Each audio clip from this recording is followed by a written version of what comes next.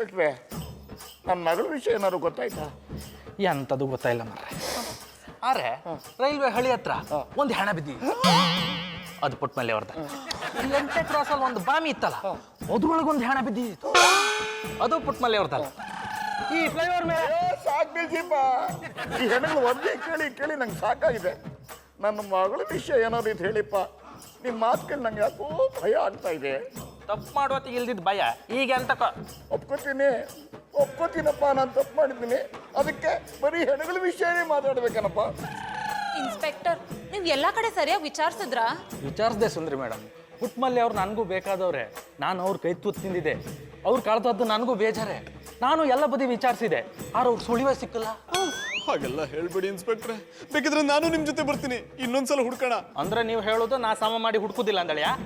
ನಾನು ಹೇಳಿದ್ದು ಹಾಗಲ್ಲ, ನಾನು ಹೇಳಿದ್ದು ನೀವು ಎಂಥದ್ದು ಹೇಳಬೇಡಿ. ಇನ್ನೊಂದು ಮಾತಾಡ್ರೆ ನಿಮ್ಮಿಬ್ರು ಸ್ಟೇಷನ್ಗೆ ಎತ್ತಾಯ್ಕೊಳತ್ತೆ. ಹಾಗೆಲ್ಲ ಮಾಡ್ಬೇಡಿಪ್ಪ. ಇದೆಲ್ಲೂ ಆಗಿದ್ದು ಈ ಡೈವರ್ಸ್ ಪೇಪರ್ನಿಂದ. ಇದು ನನ್ನ ಕಣ್ಣು ಮುಂದೆ ಇದೆಲ್ಲ ಅರ್ಧ ಹಾಕ್ಬಿಟ್ರೆ ಅಟ್ಟಿ ಪುಟ್ಟೊಟ್ಟೋಗಿರೋ ಪುಟ್ಮಲಿ ವಾಪಸ್ ಬಂದಳ. ನೀವೆಲ್ಲ ಸೇರ್ಕೊಂಡು ನನ್ನ ಪುಟ್ಮಲಿನ ಕೊಂದು ಬಿಟ್ರಿ. ಅಪ್ಪ ಅಂತ ಅಪ್ಪ, ಮಗಳ ಪಾಲು ಯಮ ಆಗ್ಬಿಟ್ರಿ. ಹಾಗೆಲ್ಲ ಹೇಳ್ಬಿಡ್ಬೋ. ಆ ಥರ ಬಿಟ್ಟು ತಪ್ಪು ಮಾಡ್ಬಿಟ್ಟೆ. ನನ್ನ ಮಗಳಿಲ್ದೆ ನಾನು ಬದುಕಿದ್ದಕ್ಕಾಗಲ್ವೋ? ಮಗಳೇ, ಎಲ್ಲಿದ್ರು ಬಂದ್ಬಿಡಮ್ಮ. ಕೈ ಮುಗಿದು ಕ್ಷಮೆ ಕೇಳ್ತಾ ಇದ್ದೀನಿ. ಆಹಾ, ಈ ತರ ಕಣ್ಣೀರ್ ನಾಟಕ ಚಂದಾಗಿ ಮಾಡ್ತಿದ್ರಿ. ಈ ತರ ಕಣ್ಣೀರ್ ಹಾಕ್ಬಿಟ್ಟು ಹೇಳ್ತಾವ್ ಸೈನ್ ಮಾಡಿಸ್ಕೊಂಡ್ರಿ. ಸರಿಯಾಗಿ ಹೇಳಿದ್ರಿ ಗೌಡ್ರೆ, ಸೇಮ್ ಟು ಸೇಮ್ ಕಣ್ಣೀರು.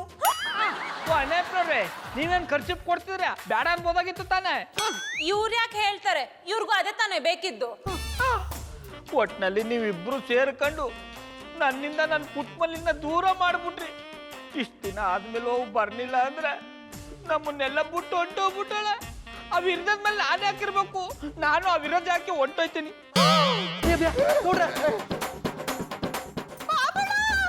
ನೀವು ನನ್ನ ಜೊತೆಗಿದ್ರೆ ಬರೀ 100 ವರ್ಷ ಏನೋ 1000 ವರ್ಷ ಚೆನ್ನಾಗಿರ್ತೀನಿ.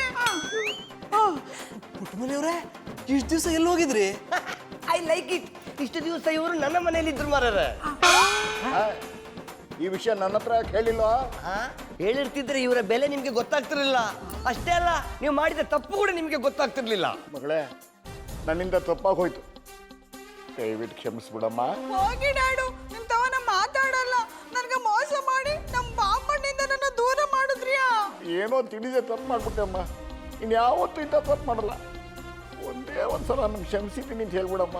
ಡ್ಯಾಡು, ನಿಮ್ನ ಕ್ಷಮಿಸೋಷ್ಟು ದೊಡ್ಡೋಳು ನಾನಲ್ಲ. ನೀವು ಕ್ಷಮೆ ಕೇಳ್ಬೇಕಾಗಿರೋದು ನಮ್ಮ ಬಾಬಣ್ಣಂತವ. ಅದು ಮಾತ್ರ ಸಾಧ್ಯವಿಲ್ಲ. ನೀನು ಬದುಕು ಬಂದಿಯಲ್ಲ, ಅಷ್ಟು ಸಾಕು. ಮರಳಿ ಯತ್ನ ಮಾಡು ಅಂತ ಹಿರಿಯರು ಹೇಳಿದ್ದಾರೆ. ಅದೇಂತಕ್ ಮರ್ರೆ?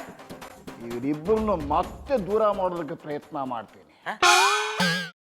ಕೈಮಾ ಲಿವರ್ ಚಕ್ಕಣ ಮಾಡುವ ವಿಧಾನ: ಒಂದು ಬಾಣಲಿಗೆ ಎಣ್ಣೆ, ಈರುಳ್ಳಿ ಹಾಕಿ ಹುರಿದು ಶುಂಠಿ ಬೆಳ್ಳುಳ್ಳಿ ಪೇಸ್ಟ್, ಅರಿಶಿನ, ಪುದೀನ, ಕೊತ್ತಂಬರಿ ಸೊಪ್ಪು, ಲಿವರ್, ನೀರು, ಬೇಯಿಸಿದ ಕೈಮಾ, ಟೊಮ್ಯಾಟೊ ಪ್ಯೂರಿ, ಗರಂ ಮಸಾಲ, ತುಪ್ಪ ಮುಚ್ಚಳ ಮುಚ್ಚಿ ಬೇಯಿಸಿ. ಈಗ ಕೈಮಾ ಲಿವರ್ ಚಾಕಣ ಸವಿಯಲು ಸಿದ್ಧ. ನಮ್ಮ ಇವತ್ತಿನ ಕಾರ್ಯಕ್ರಮದಲ್ಲಿ GFC ಖ್ಯಾತಿಯ ಕೃಷ್ಣಪ್ಪನವರು ಒಳ್ಳೆ ಚಾಕ್ನವನ್ನ ಮಾಡಿ ಕೊಟ್ಟಿದ್ದಾರೆ.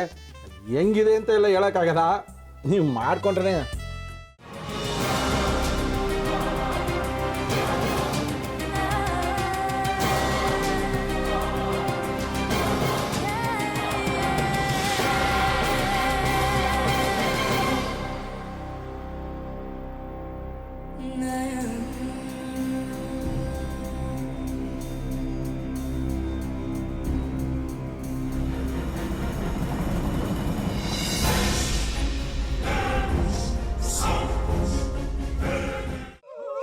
ಎಟ್ಟಿ ತಕೊಳಕ್ ಬಂದವ್ರನ್ನ ಸುಮ್ಮನೆ ಬಿಡಲ್ಲ, ರೂಮ್ ಕರ್ಕೊಂಡೋಗಿ ಸಾಯಿಸ್ಬಿಡ್ತದೆ.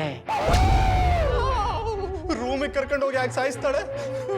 ಯಾಕಂದ್ರೆ ಅದು ಅವಳು ಪ್ರಿಯಕರನ್ ಸಾಯಿಸಿದ ಜಾಗ.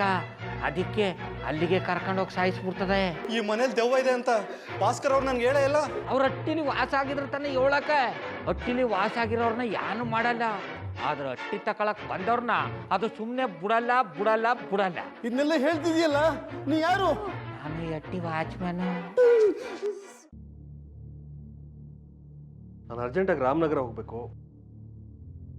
ನೀನು ವೆಹಿಕಲ್ ಕಳಿಸ್ತೀಯಾ? ಅಷ್ಟೇ ತಾನೇ. ಎಷ್ಟು ಗಂಟೆಗೆ ಅಂತ ಹೇಳಿ ಕಳಿಸ್ತೀನಿ. ಮೊನ್ನೆ ಯಾರೊಬ್ರನ್ನ ಕಳಿಸಿದ್ಯಲ್ಲ, ಅವನೇ ಕಳಿಸು, ಚೆನ್ನಾಗಿ ಓಡಿಸ್ತಾನೆ ಅವನು. ಮೊನ್ನೆನಾ? ಹಾ, ಶಿವು ಇರಬೇಕು. ಹಾ ಅವನೇ. ಅಯ್ಯೋ, ಅವ್ನು ನಿನ್ನೆಯಿಂದ ಕೆಲಸಕ್ಕೆ ಬಂದಿಲ್ಲ. ಫೋನ್ ಮಾಡಿದ್ರೆ ರಿಸೀವ್ ಮಾಡ್ತಿಲ್ಲ.